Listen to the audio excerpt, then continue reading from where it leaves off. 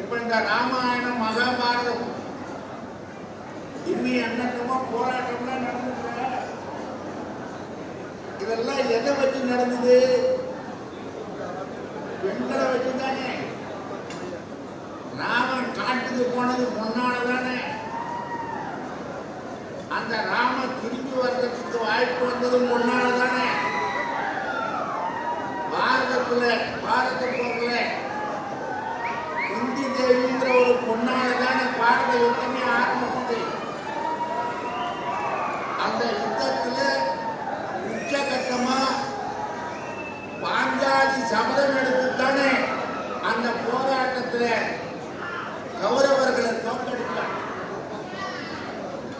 இப்படி எல்லா பெண்களால தான் நடக்குதுன்னும் போது இந்த வன்னிய இனத்து பெண்கள் சீறி எழுந்தால் ஒங்கி எழுந்தால் நம் வீட்டு பிள்ளைகளுக்கு வேலை கிடைக்குமா கிடைக்காதா? சொல்லுங்க, வேலை கிடைக்கும் தானே? அப்ப நீங்கெல்லாம் ஒரு நாள் அங்க வர வேண்டியது தானே? எந்த பூம்புகாருக்கு வர வேண்டியது தானே? இந்த முழுக்கு போட வரீங்கல்ல, அப்புறம் அங்க இங்க கும்பகோணத்துக்கு போறீங்கல்ல, அப்படியெல்லாம் வர்றது மாதிரி நம்ம பிள்ளைங்களுக்கு வேலை கிடைக்கும்னு நீங்க பூம்புகாருக்கு வந்தாங்கன்னா நீங்க கேட்கிற சாமி எல்லாம் வாய் பேசாது. அந்த சாமி கும்பகோணத்து சாமி வாயை திறக்குமா? இங்க இருக்கிற சாமி வாயை திறக்குமா? திறக்காது. ஆனா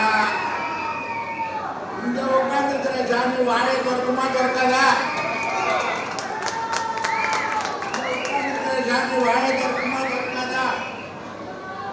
வன்னிய பிள்ளைகளுக்கு வேலை கொடு அப்படின்னு ஒரு வாயை திறந்தா வேலை கிடைக்குமா? கிடைக்காதா?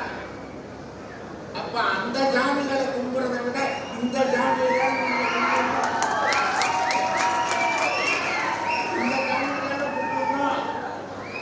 அதுக்காகதான் உங்களை பூம்புகாருக்கு வர சொல்றோம். புரியுதா? அப்ப எல்லாரும் பூம்புகாருக்கு வந்துருவீங்களா? சோத்து இல்லைன்னு சொல்லுவீங்களா? சோத்தை நீங்களே கட்டி எடுத்து ஒரு பொண்ணு 5 பேர் சாப்பிடுற அளவுக்கு சோத்து மூட்டையை கட்டி வச்சிருக்கா. நம்ம ஐயாவே புளிசோறு நல்லா இருக்கு சாப்பிடுவாங்க.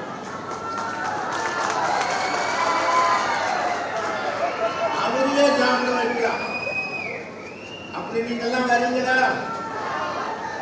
வந்தா இந்த தமிழ்நாட்டில் மாற்றம் என்பது நடக்கும்.